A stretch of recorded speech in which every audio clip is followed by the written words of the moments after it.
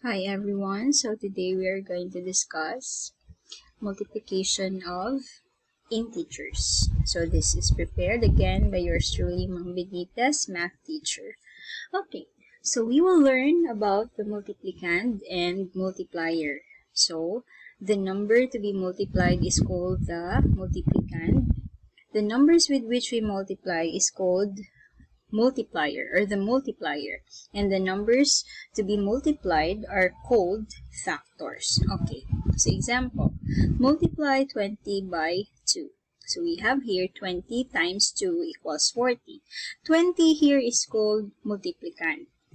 2 is the multiplier, and if you are to combine the multiplicand and the multiplier, they are called factors. Okay?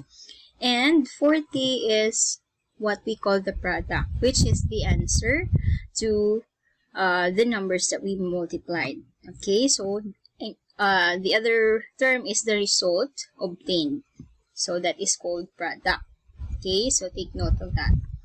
Okay, so let's have examples. Letter A. A man sells 20 newspapers every day. How many newspapers does he sell in 6 days?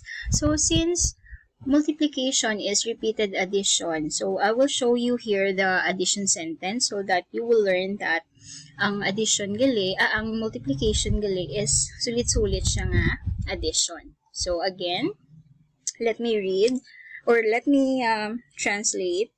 Ang tao nagabaligya siya sang 20 ka newspaper adlaw-adlaw. So, ang pamangkot, pila tanan ka newspaper ang iya ginabaligya sa sulod sang anom ka adlaw. Okay, so we have here the solution. So, sa una nga adlaw, 20, ikaduwa, 20, ikatatlo, 20, ikaapat, 20, ikalima, 20, ikaanom, 20. So, i-add mo na ang tanan nga 20, and the result will be 120. Okay, so now, to make it shorter, ang addition nga sentence, we will change that to multiplication sentence. And that is 6 times 20 equals 120. So, therefore, we say that the man sells 120 newspapers in 6 days. Okay, so let's have another example. Find the product. 3 times negative 4. So, this is our solution. Okay, so we can obtain the product by using repeated addition, which is, we add negative 4 3 times. So, negative 4 plus negative 4 plus negative 4 equals negative 12. So, to make it shorter again, the addition sentence is changed to multiplication sentence, which is 3 times negative 4 is, let me change this to negative 12. Okay, so again, the multiplication sentence is 3 times negative 4 equals negative 12. Okay, so let's now proceed. So we learned that with whole numbers, multiplication is repeated addition. So I have already mentioned that. Now, let us start our discussion on the rules in multiplying integers. So here are the rules. So rule number 1. When you multiply two numbers with the same sign, the product is positive. So here's the pattern. Positive times positive equals positive. Plus, take note, since you are already in high school, wala na kita masyadong gausar sang x as a symbol for a multiplication. But instead, ang ginausar natin is parenthesis and dot. Okay? So again, here's the pattern. Positive times positive equals positive.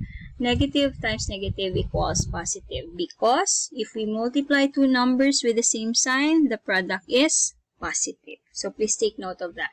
Second rule. When you multiply two numbers with different signs, the product is negative. So here's the pattern. Positive times negative equals negative. Negative times positive equals negative. Plus, we are not going to compare kung sino ang dako nga number kag amo nang i-follow ta. Kay that is only sa rule sang addition. So, since we are now multiplying, naga-times kita. So, once nakita ninyo nga ang duwa ka numbers nga gina-multiply, different ang ila signs, ang product sinaya is always negative kit. Okay, so I hope you understand. And number 3, rule, any number multiplied by 0 gives a product of 0. So here, 0 times any number equals 0. Any number times 0 equals 0.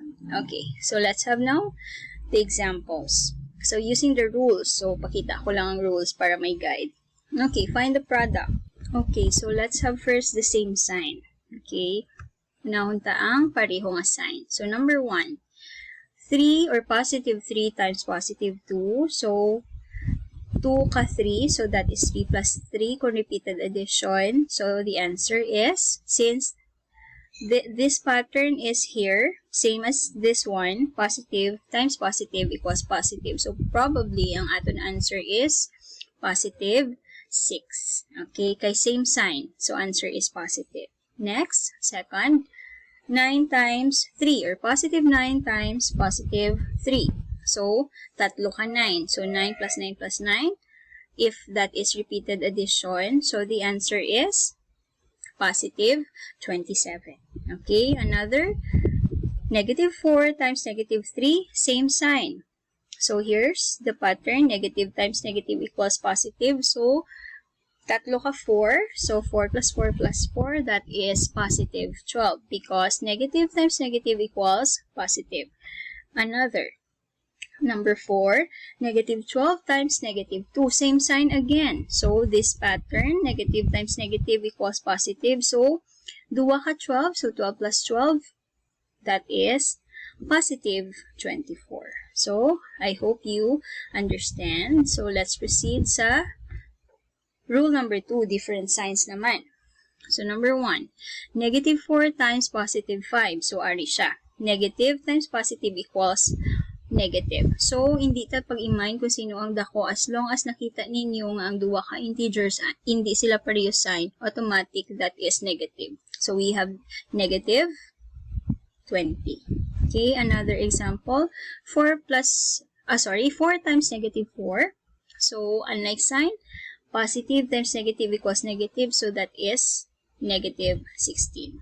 Another one, number 3, negative 10 times positive 3 or simply 3. Unlike sign, so this is the pattern. Wait. Okay, so here's the pattern, negative times positive equals negative, so that is negative 30. Okay, so I hope nga naintindihan. Now, what about if we multiply by 0? So we have positive 16 times 0, Aisha, equals 0. So any number multiplied by 0 is 0. Another, 0 times 120 is also 0. And 0 times negative 25 is also 0. Okay, so I hope you get the pattern, or you get what I mean. Okay, so another, rules for a product with no zero factors. So, ang product naman di wala sa zero factors, or we are already multiplying more than 2 integers. Okay, so here's the pattern. So, if the number of negative factors is odd, the product is negative. So, if the number of negative factors is even, the product is positive. So, let's have example. So, ari lang di aton nga rules. So, multiplying more than 2 integers. So, let's have first the odd negative factors. So, we have number 1, negative 1 times 2 times 1. So, isipon ta kung pila kabilog ang negative factors. So, ang negative factors is isa lang. So, 1. Diba? 1 lang kabilog ang negative. So, ano na siya ang 1? Belong na siya sa odd or sa even. So, if you can't recall kung anong odd, pag sila kita add, those numbers nga, may kwaki. Okay? May waki siya bala. So, 1, 3, 5, 7, 9, 11, 13, so on and so forth. Amo na siya ang odd numbers. Magsiling naman kita yung even, Ang even naman niya, those numbers nga, divisible by 2 or may pares. So, ma-start kita na always 0, 2, 4, 6, 8, 10, 12, and so on and so forth. So, now, baliktad negative 1 times 2 times 1. So, ang negative factors is isa lang. So, isa, that is odd. Class, ang ginaisip ko din negative factors siya hindi ang given mismo. Negative factors. So, again, ang negative factor here is odd. So, kung odd gani, the product is negative. So, automatic negative ang answer ta. So, all we need to do is just to multiply 1 times 2, 2 times 1, that is, the answer is negative 2. Okay, negative siya. And another, negative 2 times 1 times negative 1 times negative 2. So, again, isip kita sa factors. Ang negative factors, pila kabilog ang negative? 1, 2, 3. Tatlo. So, 3 is an odd number. So, automatic negative na answer ta. So, i-multiply ta na lang. 2 times 1, 2. 2 times 1, 2. 2 times 2. Negative 4. Okay? So, kabay pa nga na. Intindihan natin. Okay, next. Sa even negative factors naman kita. Sa second rule. So, if the number of negative factors is even, the product is positive. Okay? So, here. Negative 2 times negative 3 times 1. So, isip ta sa negative factors. Pila kabilog? 1, 2. So, 2. 2 is even. Correct? So, that is. So, therefore, ang answer natin, positive. So, multiply ta na lang without minding the sign. Ay, nakuha ta na ang sign which is positive sa answer ta. So, 2 times 3 is 6 times 1, positive, 6. Okay, second, negative 1 times negative 2 times negative 1. Wait lang. Okay, so again, negative 1 times negative 2 times negative 1 times negative 2.